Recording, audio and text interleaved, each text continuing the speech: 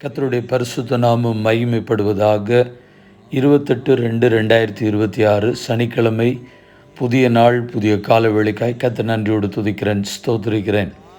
இந்த நாளுக்கான கர்த்தருடைய வார்த்தை மத்தேயு 10:42. சீஷன் என்னும் நாமத்து நிமித்தம் இந்த சிறியரில் ஒருவனுக்கு ஒரு கலசம் தண்ணீர் மாத்திரம் குடிக்க கொடுக்கிறவனும் தன் பலனை அடையாமற் போகான்.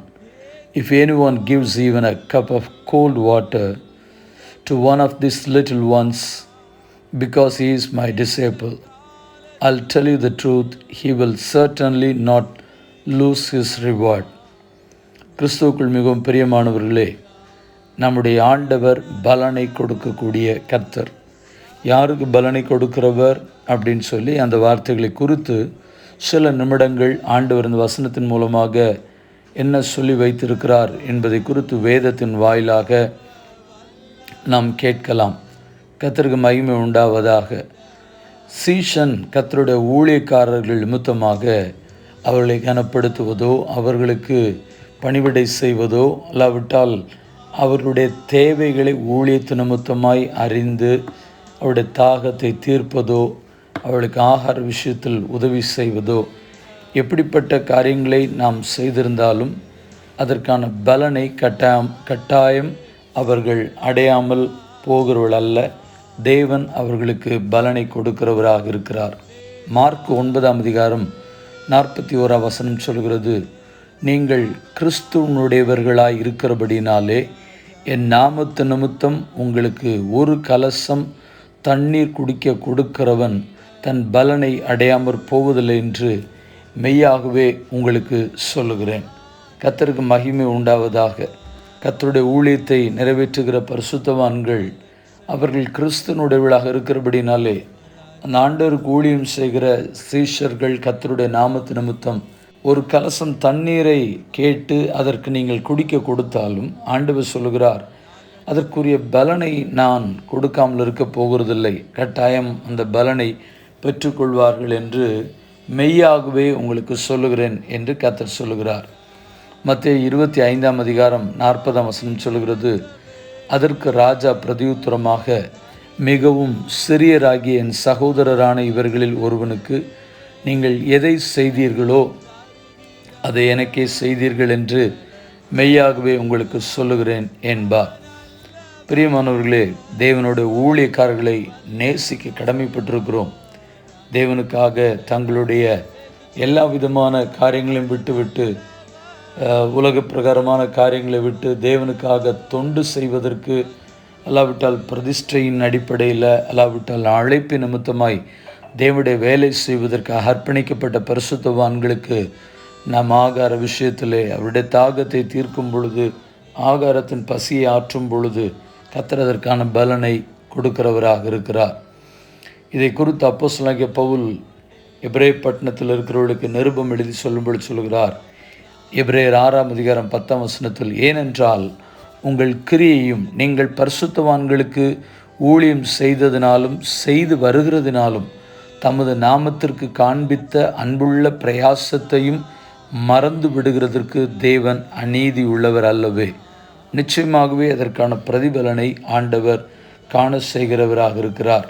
இதை குறித்து சாலமோன் ஞானி நீதிமொழிகள் 19:17 சொல்லி வைத்திருக்கிறார், ஏழைக்கு இறங்குகிறவன் கர்த்தருக்கு கடன் கொடுக்கிறான், அவன் கொடுத்ததை அவர் திரும்ப கொடுப்பார் என்று வார்த்தைகளை சொல்லி வைத்திருக்கிறார்.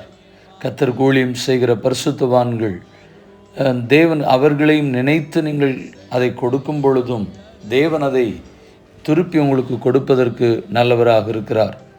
கலாத்து சபைக்கு அப்போஸ்தலனாகிய பவுல் சொல்லும் பொழுது 6:9-10 அவர் சொல்லுகிறார், நன்மை செய்கிறதில் சோர்ந்து போகாமல் இருப்போமாக, நாம் தளர்ந்து போகாதிருந்தால் ஏற்ற காலத்தில் அறுப்போம், ஆகையால் நமக்கு கிடைக்கும் சமயத்திற்கு தக்கதாக யாவருக்கும், விசேஷமாக அவர் குறிப்பாய் சொல்லுகிறார், விசுவாச குடும்பத்தார்களுக்கும் நன்மை செய்ய கடவோம். கர்த்தருக்கு ஸ்தோத்திரம். இந்த வார்த்தைகளை நாம் சிந்திப்போம், தியானிப்போம். இந்த வார்த்தைகள் நிமித்தமாய் உணர்த்தப்படுவோம். ஊழியர்களையும் ஊழியத்தையும் நேசிப்போம். கர்த்தர் ஊழியம் செய்கிற பரிசுத்தவான்களுடைய காரியங்களிலே உதவியாக நிற்போம். அவர்கள் விசுவாச குடும்பத்தார்.